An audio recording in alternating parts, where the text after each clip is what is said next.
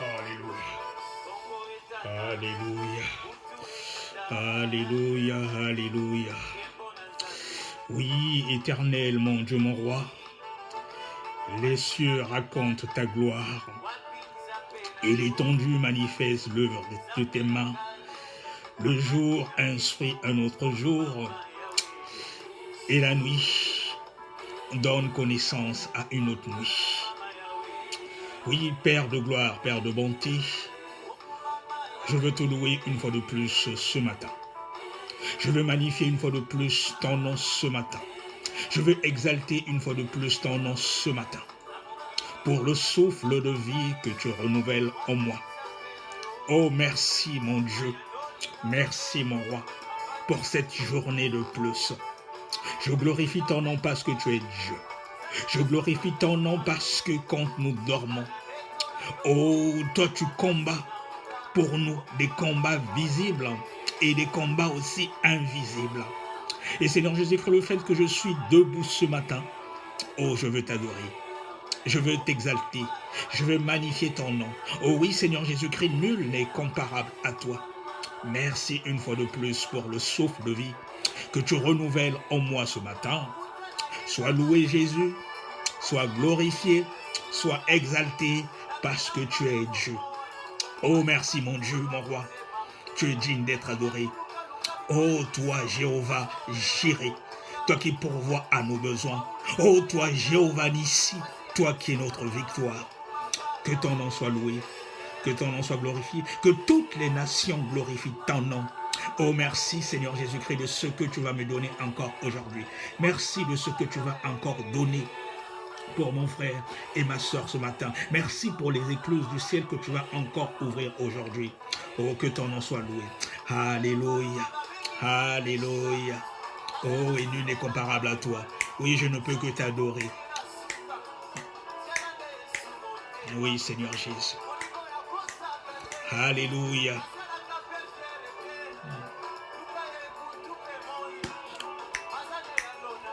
Okumama na yo, Yahweh, Yahweh, kumama, Yahweh, Yahweh, kumama, Yahweh, Yahweh, kumama, Yahweh, Yahweh, Yahweh, kumama, kumama.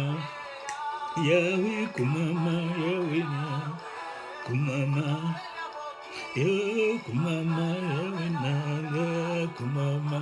Oh mon frère, ma soeur, il faut louer, il faut adorer notre Dieu. Il t'a encore renouvelé le souffle de vie ce matin. Oh oui, il y en a qui sont présentement dans les hôpitaux et il y en a même qui ont rendu l'âme. Tu es debout, il faut le louer, il faut l'adorer, il faut le glorifier parce que tu es Dieu.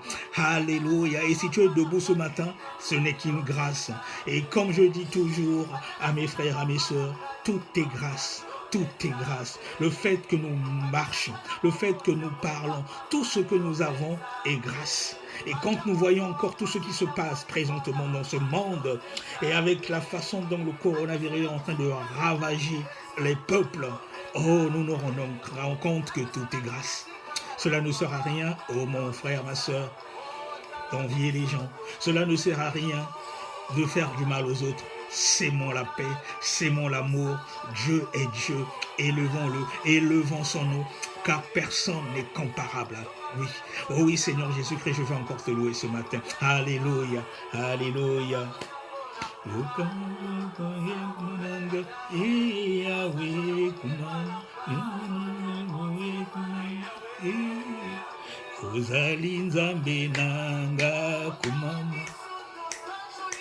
Yahweh,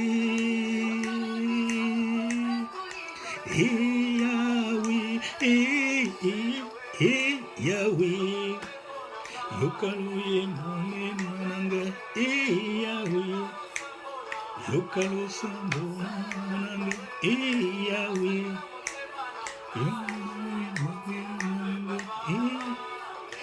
Zalinzambe nanga kumama. Yahweh, oui, tu es Dieu, mon Dieu, mon roi, alléluia. Tu es l'incomparable, oh, le lion de la tribu de Juda. Yahweh Kumama, Yahweh Kumama, Yahweh Kumama. Continue de louer ton Dieu. Yahweh Kumama. Oui, quand je vois tout ce que tu fais dans ma vie, quand je vois tout ce que tu fais dans la vie de mon frère, ma soeur, oh Seigneur Jésus-Christ, on ne peut que te louer, nous ne pouvons que t'adorer. Oh, toi qui t'es fait pécher à notre place, la place que moi je méritais en tant que pécheur, tu as pris ma place. Je ne peux que te louer, je ne peux que t'adorer. Quand je vois les merveilles que tu fais dans ma vie, comment adorer un autre Dieu que toi? Je sais que tu es Dieu. Sois loué Jésus, sois loué, sois exalté, sois magnifié. Oh, pour ce que tu fais dans mes entreprises. Oh, dans ma vie au quotidien. Dans ma vie, oh Seigneur Jésus-Christ, au sein de ma maisonnée. Merci de ce que tu règnes au travers de moi. Merci de ce que tu règnes maintenant à l'instant présent dans la vie de mon frère, ma soeur. Sois loué, sois glorifié, sois magnifié pour l'éternité. Alléluia. Alléluia. Alléluia. Mon frère, ma soeur, nous allons prendre nos Bibles et commencer à préparer nos cœurs pour recevoir la parole de Dieu ce matin. Nous allons prendre nos Bibles pour commencer à disposer nos cœurs et recevoir la parole de Dieu ce matin. Alors nous allons prendre nos Bibles, mon frère, ma soeur. Nous allons lire dans le livre des psaumes. Nous allons lire ce matin la parole de Dieu dans le livre des psaumes. Et le psaume 23, le verset 3. Le psaume 23, le verset 3. Il est dit, je lis au nom du Seigneur Jésus, « Il restaure mon âme. Il me conduit dans les sentiers de la justice à cause de son nom. » Je reprends. « Il restaure mon âme. Il me conduit dans les sentiers de la justice à cause de son nom. » Et là, on parle bien sûr du nom de Jésus. Alors, mon frère, ma soeur, bien-aimé dans le Seigneur, j'ai intitulé la méditation d'aujourd'hui « Ascension et restauration dans ta vie ». Ascension et restauration dans ta vie. Et nous venons de lire dans Psaume 23, 3, « Il restaure mon âme, il me conduit dans les sentiers de la justice à cause de son nom. » Quand nous prenons le Larousse et nous regardons la signification, la définition du mot « restaurer », nous allons voir ce que le Larousse nous dit par rapport au mot « restaurer ». Alors, restaurer, dans le Larousse, il est dit que c'est réparer un édifice, remettre une œuvre d'art en bon état ou dans son état initial. C'est cela restaurer selon le Larousse. C'est remettre en vigueur ce qui est tombé en désuétude, ce qui n'est plus. Tout cela, c'est toujours restauré. C'est rétablir, par exemple, sa santé, c'est reconstituer ses forces par la convalescence, le repos, les soins. Ou encore, remettre une dynastie sur le trône. Tout cela, c'est la définition que nous donne le mot « restaurer », que le Larousse nous donne par rapport au mot « restaurer ». Et là, je lisais plus haut, « Il restaure mon âme, il me conduit dans les sentiers de la justice à cause de son nom, le nom de Jésus. » Et donc, la thématique de mon message aujourd'hui, je disais que c'était ascension et restauration dans ta vie. Et pourquoi ascension? Mais tout simplement, c'est en rapport à la date d'aujourd'hui. Bien-aimés dans le Seigneur, l'ascension est une fête religieuse. Mais beaucoup ne savent pas que ce n'est pas une fête biblique. Elle n'est pas biblique. Je dirais plutôt, s'il faut voir dans son essence même, c'est plutôt une fête païenne. Parce que tout ce qui est religieux n'est pas forcément de Dieu. Mais cela a un sens, cela prend un sens par rapport à ce que l'on fête dans l'ascension même. Mais si on regarde dans nos Bibles, le mot ascension en tant que fête n'existe pas dans la Bible. Cependant, c'est une fête religieuse, comme ce que nous fêtons aujourd'hui. Et elle est célébrée chaque année par la communauté chrétienne de façon symbolique, tout simplement, l'ascension. Mais si nous regardons dans la Bible, c'est comme par exemple la fête de Noël, ce n'est mentionné nulle part dans la Bible. C'est de façon symbolique que nous célébrons cela. L'ascension tombe chaque année sur un jeudi, comme aujourd'hui par exemple c'est le jeudi de l'ascension ici en France. Elle est célébrée 40 jours après Pâques, dont la date aussi généralement entre le 22 mars et le 23 avril. Alors, pour les chrétiens, l'ascension marque l'élévation de Jésus-Christ au ciel. C'est cela l'ascension. C'est l'élévation de Jésus-Christ au ciel. Après sa résurrection, et c'est un événement qui est commémoré lors de la fête de la Pâque. Voilà la résurrection. Et l'ascension, elle représente la dernière rencontre de Jésus avec ses apôtres et la fin de sa présence physique sur terre. Voilà ce que nous célébrons lors de l'ascension. Et par extension, mon frère, ma soeur, l'ascension symbolise la présence nouvelle de Jésus sous une autre forme. Elle est caractérisée par l'éternité. Jésus, par la suite, enverra le Saint-Esprit. Événement que les chrétiens fêtent 10 jours plus tard à l'occasion justement de la Pentecôte. Et nous remarquerons aussi, mon frère, ma soeur, qu'il est très récurrent dans la Bible le nombre 40. Il semble souvent symboliser un temps d'épreuve, d'apprentissage et de méditation. On trouve les 40 jours, par exemple, à différents niveaux, notamment dans la durée du déluge, celle du jeûne de Jésus, par exemple, dans le désert, ou encore lors du retrait de Moïse sur la montagne. Nous notons également que dans la Bible, qu'après les 40 jours de jeûne, mais aussi du carême, il semble symétrique de marquer la joie de la résurrection du Christ pendant au moins toujours la même durée. Là, c'est par rapport au chiffre 40 ans. Et quand nous lisons la Bible, il faut essayer de lire souvent aussi avec les yeux spirituels et méditer la parole de Dieu en profondeur, en creusant un peu plus, l'on découvre beaucoup de choses. Nous allons maintenant revenir sur le mot ascension selon le Larousse, comme je l'ai dit plus haut sur le mot restauration. Parce que là, j'ai intitulé ma méditation d'aujourd'hui, l'ascension et restauration de ta vie.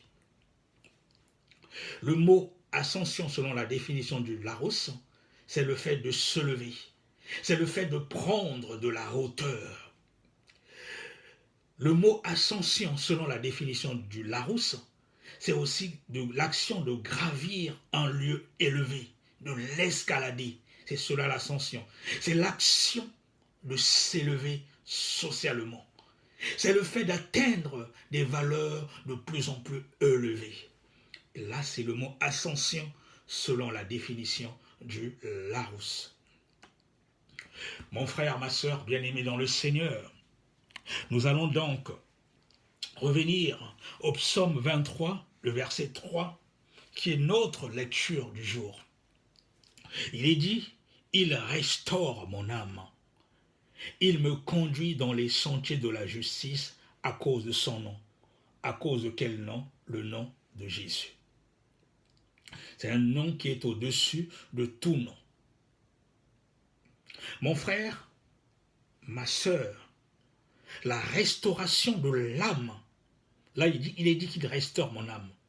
La restauration de l'âme est une action du Seigneur visant la régénération de ceux qui avaient été détruits par le malin. Alléluia. La restauration de l'âme est une action du Seigneur visant la régénération de ceux qui avaient été détruits par le malin.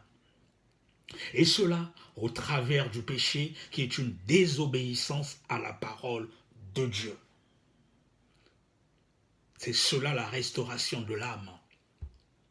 Et quand nous prenons nos Bibles, bien-aimés dans le Seigneur, dans Romains 12, au verset 2, il est dit « Ne vous conformez pas au siècle présent, mais soyez transformés par le renouvellement de l'intelligence, afin que vous discerniez quelle est la volonté de Dieu, ce qui est bon, agréable et parfait. » Alors, l'intelligence, elle symbolise l'homme intérieur. C'est elle qui dirige notre corps. D'où, mon frère, ma sœur, la nécessité d'une restauration de la pensée qui doit être sous le contrôle du Saint-Esprit. Et cela, afin de combattre les mauvaises œuvres inspirées par le malin. C'est très important. Je reprends, l'intelligence symbolise l'homme intérieur, c'est elle qui dirige le corps.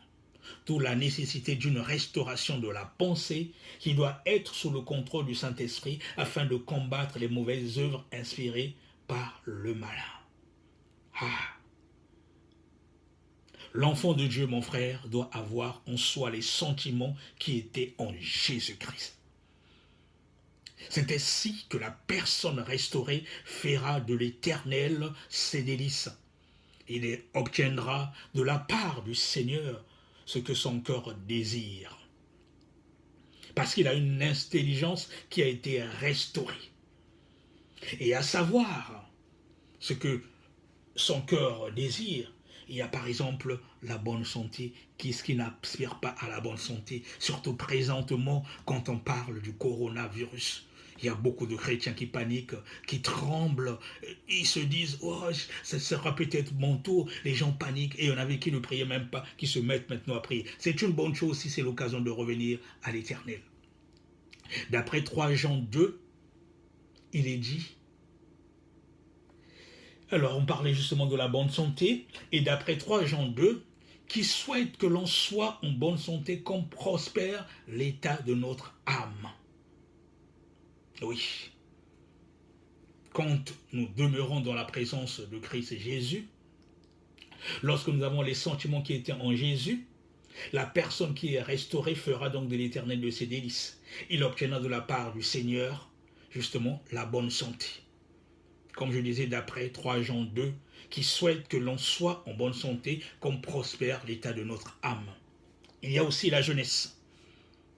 Car c'est l'Éternel qui te fait rajeunir comme l'aigle selon Psaume 103,5. Alléluia.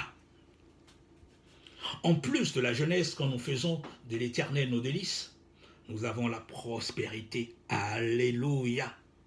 Alléluia. Il est dit, mon Dieu pourvoira à tous vos besoins selon sa richesse avec gloire en Jésus-Christ.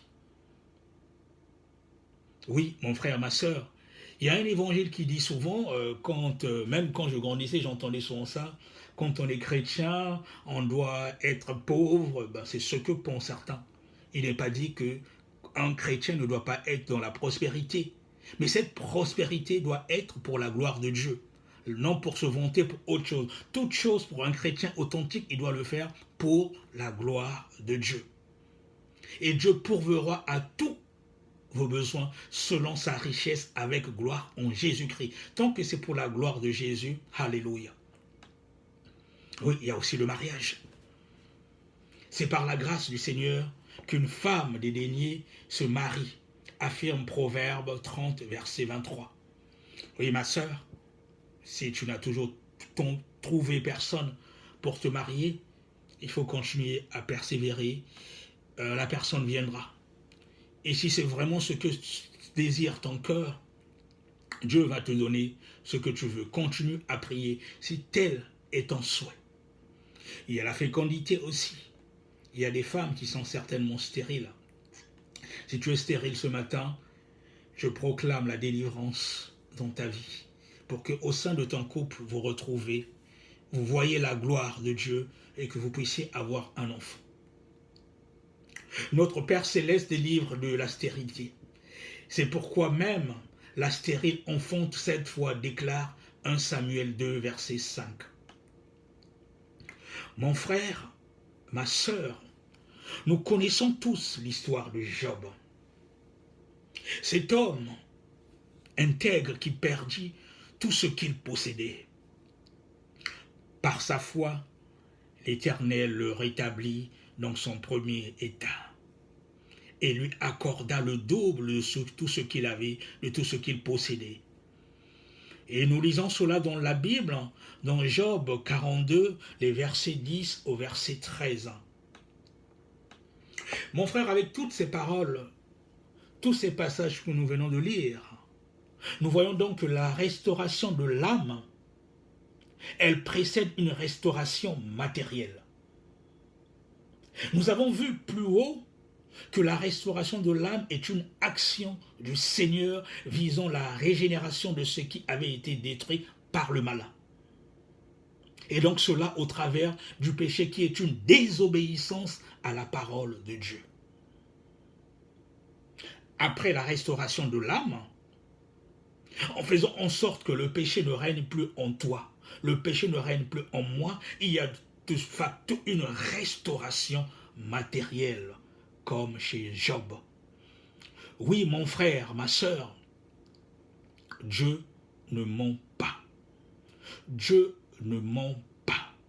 Dieu ne ment pas, mon frère, ma sœur. Il est le même hier, aujourd'hui et éternellement. Avant de te restaurer, justement, matériellement, il y a d'abord la restauration de l'âme. La restauration de l'âme. Et c'est par là, justement, quand il y a une restauration de l'âme, que tu essaies de faire après un examen de conscience et que c'est Christ Jésus qui commence à régner en toi et non le péché. Il y a une restauration aussi matérielle. Parce qu'il y a des choses de fois que nous n'avons pas, tout simplement parce que la restauration de l'âme n'a pas encore été faite. C'est très important. Dieu peut te donner aujourd'hui, mais si tu demeures encore dans le péché, il peut te donner aujourd'hui beaucoup d'argent, par exemple, que tu demandes, selon certains projets. Mais est-ce que tu es prêt? Est-ce que s'il te bénissait comme tu le veux maintenant, ça sera pour glorifier son nom? Il faut avant tout une restauration de l'âme. Et ce qui a été le cas pour Job. Mon frère, donc, Dieu est le même hier, aujourd'hui et éternellement. Ce qu'il a fait hier, il peut le faire pour toi aujourd'hui, ce matin. Il peut restaurer ta santé. Il peut restaurer tes affaires. Tout ce que le diable avait pris, alléluia. Alléluia, il est merveilleux notre Dieu. Et c'est là que la thématique de l'ascension a aussi tout son sens dans mon message du jour.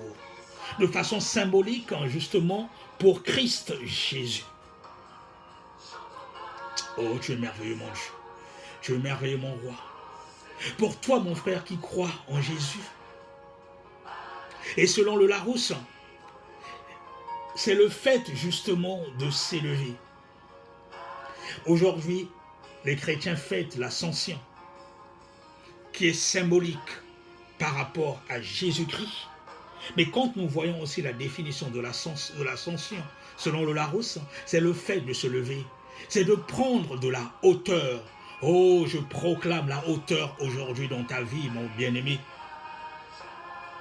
L'ascension, c'est aussi l'action de gravir un lieu élevé, de l'escalader. Je proclame l'ascension dans ta vie, aujourd'hui mon frère, ma soeur. Pas seulement l'ascension que les chrétiens fêtent de manière religieuse, mais je proclame une ascension dans toutes tes affaires, une ascension dans tout ce que tu fais, l'ascension qui est justement cette action de gravir un lieu élevé. Alléluia. Alléluia. Quel que soit ton problème, Dieu a le pouvoir de te restaurer ce matin par sa parole puissante. Oh oui, notre Dieu est le même, hier, aujourd'hui et éternellement. Oui, l'ascension dans ta vie, puis la restauration dans ta vie ce matin, au nom puissant de Jésus. Que cette fête de l'ascension soit une bénédiction dans ta vie et que ce soit en même temps une restauration. Oh oui, Seigneur Jésus-Christ, je te bénis encore pour ta parole ce matin. Merci de ce que tu interviens maintenant dans la vie de mon frère. Merci de ce que tu interviens maintenant dans la vie de ma sœur. Merci, oh Seigneur Jésus-Christ, de ce que tu brises les chaînes maintenant. Lorsque le diable avait érigé un certain nombre de choses, que tu transformes les échecs en succès, que tu transformes la malédiction en bénédiction. Je proclame la restauration et l'ascension dans la vie de mon frère, de mon bien-aimé, dans tout ce qu'il entreprend. Je proclame la restauration de sa santé s'il était sur le lit de l'hôpital. Merci Seigneur Jésus-Christ. Oh oui, l'univers loue, l'univers proclame ta gloire. Oui, l'univers proclame la gloire de l'agneau immolé ce matin, encore une fois de plus, parce que nul n'est comparable à toi. Nul n'est comparable à toi. Oh, gloire à toi, l'agneau immolé. Gloire à toi, l'agneau immolé. Gloire à toi, l'agneau immolé. Oui, oui, c'est une bénédiction de demeurer dans ta présence. Oh, qui est comparable à toi. Qui est comparable à toi, Jésus. Merci pour les éclats du ciel que tu ouvres maintenant. Merci pour les éclats du ciel que tu ouvres. Merci pour les bénédictions. Oh, je bénis une fois de plus ton nom ce matin et je te glorifie. Merci pour cette parole qui fortifie maintenant mon frère, ma soeur. S'il avait perdu quelque chose, merci de ce que tu restaures maintenant. Pas pour sa gloire, mais toujours pour la gloire de ton nom Jésus. Sois loué, sois glorifié, sois magnifié pour l'éternité parce que tu es Dieu. Alléluia, alléluia. À toi la gloire, à toi la victoire pour l'éternité. Merci. Acclamons encore notre Dieu. Merci pour les chaînes qui sont tombées ce matin. Merci pour la victoire. Merci pour la restauration. Merci pour l'ascension de tout ce qu'il fait dans nos vies. Sois loué, glorifié pour l'éternité. Alléluia.